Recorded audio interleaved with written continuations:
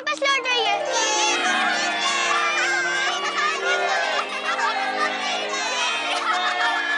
राजकुमारी शोभा जी की प्रेरणा की वजह से असंभव भी संभव हो गया। हे भगवान सोमनाथ, आपके आशीर्वाद ने हम सबको तृप्त कर दिया है। अपना ये आशीर्वाद हम सब पर बनाए रखिए।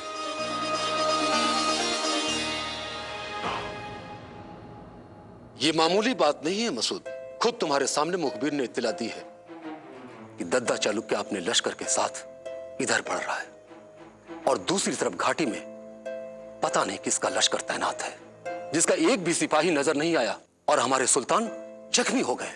इसलिए बेहतर यही होगा कि जल्द से जल्द यहां से हमें निकलना चाहिए। सुल्तान हजरत इसकी इजाजत कभी नहीं देंगे और यह तो सरासर बुज़दिली है। मैं अपने लश्कर के साथ मरते दम तक लड़ता रहूंगा, पीछे कभी नहीं हटूंगा। सिपाहियों, उठाओ अपने असले। जिसने हमारे सुल्तान पर हमला किया है, कसम खुदा की हम उसे जिंदा नहीं छोड़ेंगे। जीवित तो हम भी नहीं बचेंगे मसूद। वेदांत, तुम सबसे पहले ये बताओ, तुम गायब कहां हो गए? मैं गुप्त रूप से आती हुई शत्रु की सेना की टोह लेने गया था।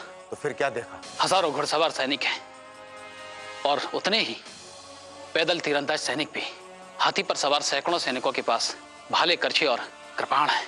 पश्चिम की ओर से दद्दा चालुक्य सौराष्ट्र और राजस्थान की संयुक्त सेना लेकर इधर ही आ रहे हैं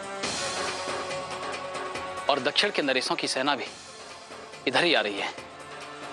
हम चारों ओर से घिर चुके हैं मसूद।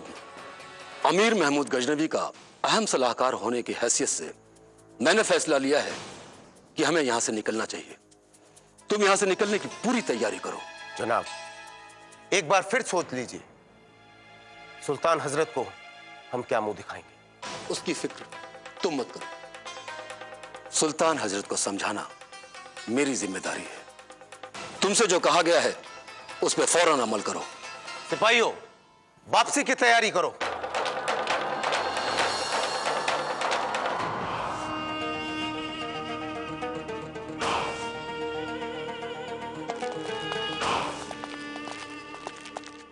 ताज्जुब है, फौज के आने की आवाज तो हमने सुनी, मगर फौज कहां है नहीं पता। तीर तो चले, कहां से चले ये भी नहीं पता। हद हो गई, एक सिपाही तक नजर नहीं आया। कहीं ऐसा तो नहीं किसी साजिश के तहत हमें बेवकूफ बनाया गया? ये सब सोचने का समय नहीं है मसूद। जितना शीघ्र हो सके हमें यहां से निकल जाना चाहिए। वेदांत ठीक कह रहा है मसूद। हम सुल्तान की कीमती जान को खतरे में नहीं डाल सकते। जनाब, आप सुल्तान हजरत को लेकर निकलिए, मैं यहीं रुकूंगा। अगर पीठ दिखाकर भागा तो जिंदगी भर सुल्तान हजरत से नजरें नहीं मिला पाऊंगा। लेकिन मसूद, गुस्ताखी माफ हो, मुझे मत रोकिए। मसूद भाई, हम सब आपके साथ चलेंगे। सब नहीं कासिम, मुझे सिर्फ 4 सिपाही चाहिए। जनाब, आप सुल्तान हजरत को लेकर निकलिए। इंशाअल्लाह हम बहुत जल्द मिलेंगे। खुदा हाफिज। खुदा हाफिज।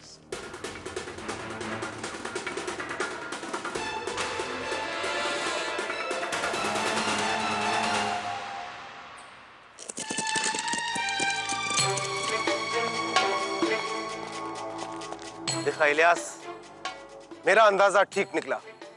ये मुट्ठी भर गांव वाले अपने सास की आवाज से हमें बेवकूफ बनाकर भगाने में हमें कामयाब तो हो गए। कोई लश्कर बशकर नहीं था। इनको ऐसा सबक सिखाऊंगा कि मौत भी भीख मांगेगी। जाओ इलियास, अलबरूनी हजरत को इत्तला कर दो।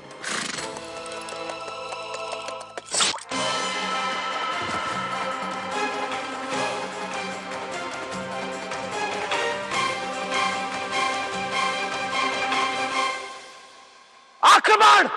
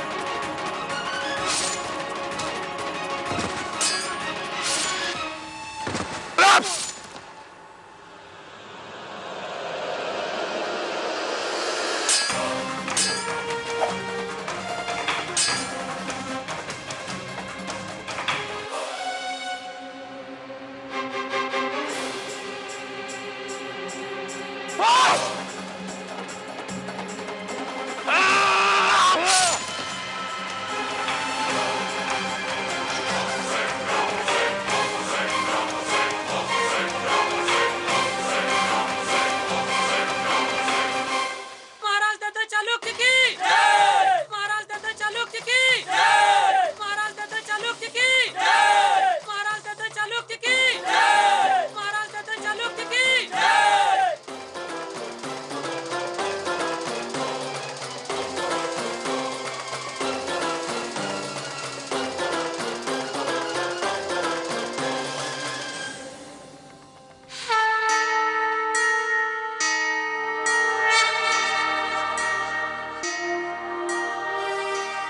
हे सोमनाथ भगवान, वो दुष्ट राक्षस गजनवी आपके इस पावन स्थल पर कभी आप न उठाने पाए।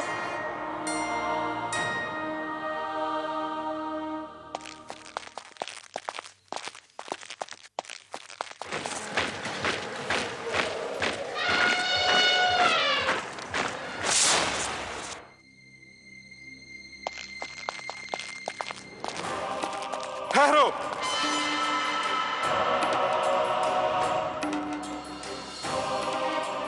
शुक्र है परवरदिगार का, हमारे सुल्तान हजरत को होश आ गया।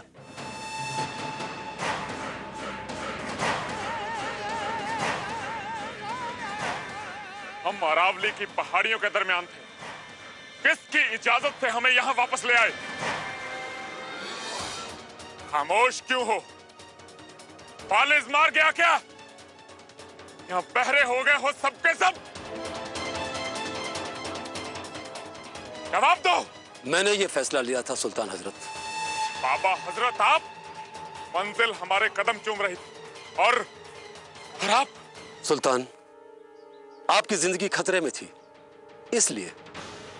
जिंदगी, हम अपनी जिंदगी अपने अंदाज से जीते हैं। हम सिर्फ ख्वाब नहीं देखते, ख्वाबों को पूरा करने के लिए हौसला भी रखते हैं। अगर सोमनाथ की बेशुमार दौलत हमने अपनी सोच ली तो वो हमारी हो गई। हम वहां तक पहुंच चुके थे। आपने हमें वापस लाने का फैसला अपनी हद और अख्तियार से बाहर आकर दिया। मसूद, मसूद कहां है? आपका गुस्सा होना जायज है सुल्तान, लेकिन एक बार अपने ठंडे दिमाग से मेरी बात पे गौर करें। हम वापस गजनी आ गए। क्यों? आखिर क्यों? हमें खबर मिली कि हम चारों तरफ से घिर गए हैं। हमारे पास वहां से निकलने के लिए और कोई रास्ता नहीं था। अगर आप अब भी समझते हैं कि मेरा फैसला गलत था, तो बंदा सजा के लिए तैयार है।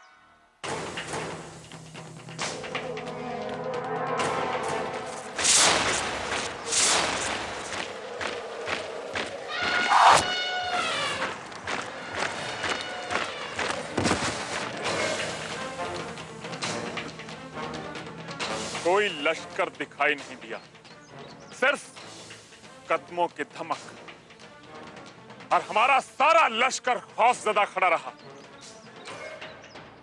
और हम पर तीर से हमला भी हो गया। उस बदबख्त हमलावर की लाश साथ लाए। हुजूर सुल्तान, यही तो हैरत की बात थी कि ना उसका लश्कर नजर आया और ना ही हमलावर। इसका मतलब उस हमलावर को गिरफ्तार भी नहीं कर सके। हिंदुस्तान में इतना तवील लंबा रास्ता तय किया और सोमनाथ के करीब पहुंचकर बजाय उसे लूटने के खुद लुटकर चले आए। चुप क्यों हो निकम्मो? जवाब क्यों नहीं देते? सब के सब खामोश हैं, मुंह में पत्थर भर गए। उठ गया भरोसा तुम सब पर से। गजनवी बगैर जंग किए आवाजों से शिकस्त खाकर वापस आ गया।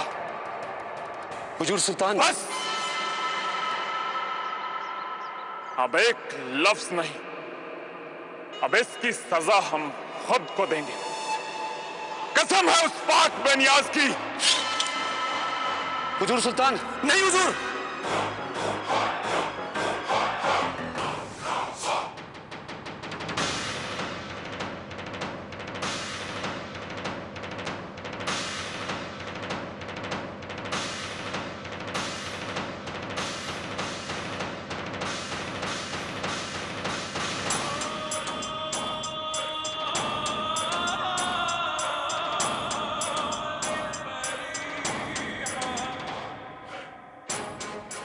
गजनवी ये जख्म उस वक्त तक भरने नहीं देगा जब तक हिंदुस्तान से अपनी शर्मनाक वापसी और जिल्लत के दाग धो ना ले।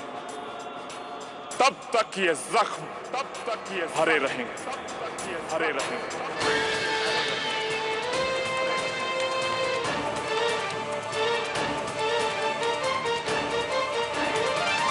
भरूच जैसे छोटे राज्य की राजकुमारी ने यदि राजकुमार भीमदेव को पराजित कर दिया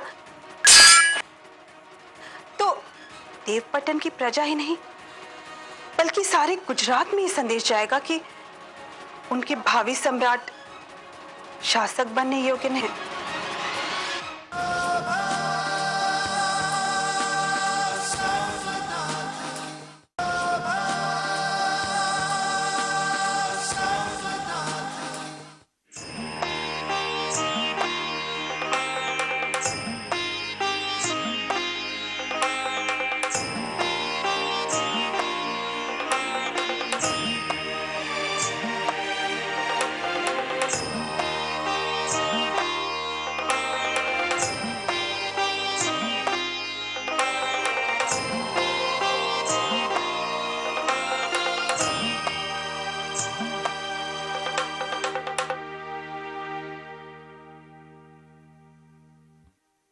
हमारे मान सम्मान और गौरव का प्रतीक सोमनाथ महालय को राजकुमारी शोभा और राजकुमार भीमदेव ने अपने अद्भुत साहस और सूझबूझ से बचाकर हम सबका मस्तक गर्व से ऊंचा कर दिया है।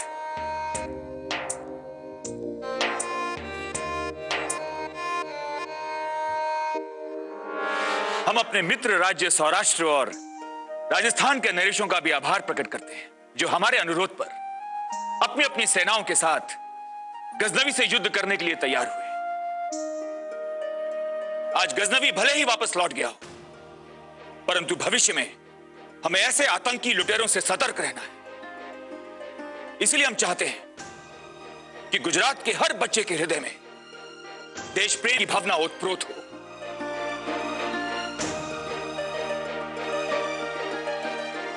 और इसी भावना को जगाने के लिए हमने श्रावण पूर्णिमा के शुभ अवसर पर एक शस्त्र प्रतियोगिता का आयोजन किया है।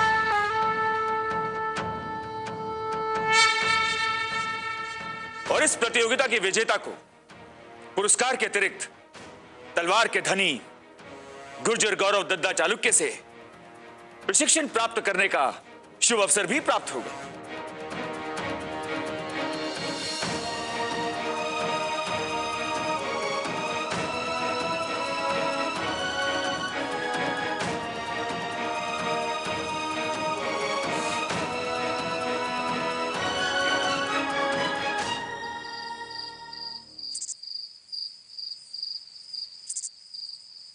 आपको तो पता है ना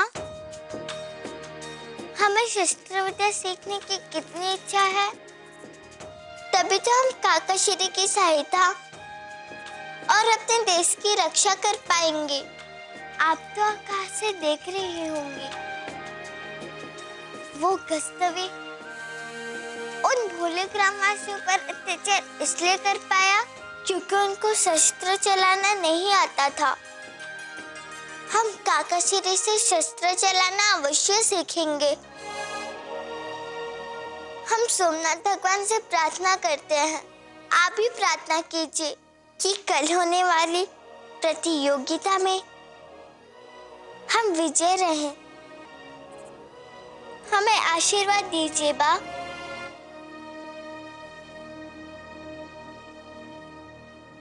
भरूच जैसे छोटे राज्य की राजकुमारी ने यदि राजकुमार भीमदेव को पराजित कर दिया तो देवपटन की प्रजा ही नहीं बल्कि सारे गुजरात में ये संदेश जाएगा कि उनके भावी सम्राट शासक बनने योग्य नहीं है।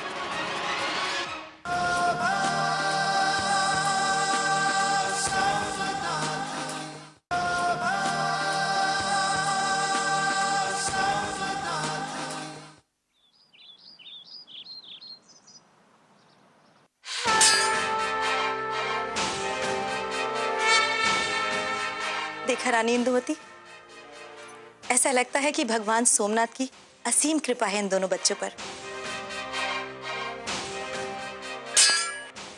कितनी निपुणता से तलवारबाजी कर रहे हैं, है ना? जी सम्राज्ञी। इन दोनों में से श्रेष्ठ कौन है ये कहना बहुत मुश्किल है। वो तो मैं देख रही हूं, परंतु मुझे पाटन के भविष्य की चिंता है। पाटन के भविष्य की चिंता, और वो भी आपको? जी सम्राज्ञी, राजकुमार भीमदेव में कुशल योद्धा के सारे गुण हैं, परंतु भाग्य हमारी राजकुमारी शोभा के साथ है। जरा सोचिए, भरूच जैसे छोटे राज्य की राजकुमारी ने यदि राजकुमार भीमदेव को पराजित कर दिया तो देवपटन की प्रजा ही नहीं बल्कि सारे गुजरात में ये संदेश जाएगा कि उनके भावी सम्राट शासक बनने योग्य नहीं है। आप कहना क्या चाहती हैं रानी इंदुमती? मैं कुछ समझी नहीं। देखिए सम्राज्ञी, राजकुमारी शोभा तो एक कन्या है, उनकी योग्यता से प्रजा को क्या लेना देना। कल को उनका विवाह होगा और वो दूसरे राज्य चली जाएंगी, परंतु राजकुमार भीमदेव वो तो भावी सम्राट हैं। भगवान ना करे यदि वो इस प्रतियोगिता में पराजित हो गए तो प्रजा उनका उपहास करेगी। रानी इंदुमती, मुझे कुमार भीमदेव की योग्यता पर पूर्ण विश्वास है। अवश्य सम्राज्ञी, आपको ही क्या बल्कि पूरे सौराष्ट्र को राजकुमार भीमदेव की योग्यता पर पूर्ण विश्वास है। परंतु राजकुमारी शोभा की योग्यता से भी आप अपरिचित नहीं हैं। उसे तो भगवान सोमनाथ का साक्षात आशीर्वाद है।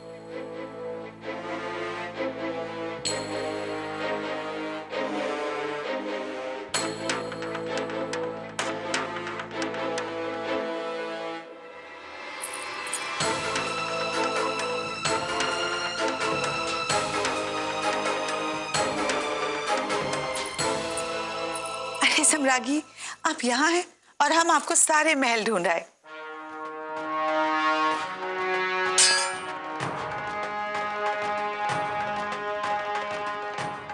पता है सम्राज्ञी, हमने शोभा को कभी तलवार चलाते नहीं देखा। कितनी निपुणता से वार कर रही है ना? हमें तो लगता है इस प्रतियोगिता में राजकुमार भीमदेव को सशक्त प्रतिद्वंदी मिलने वाला है।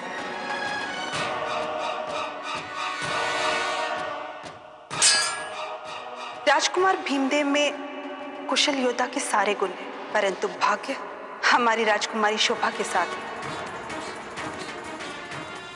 भरूच जैसे छोटे राज्य की राजकुमारी ने यदि राजकुमार भीमदेव को पराजित कर दिया तो देवपटन की प्रजा ही नहीं बल्कि सारे गुजरात में ये संदेश जाएगा कि उनके भावी सम्राट शासक बनने योग्य नहीं है।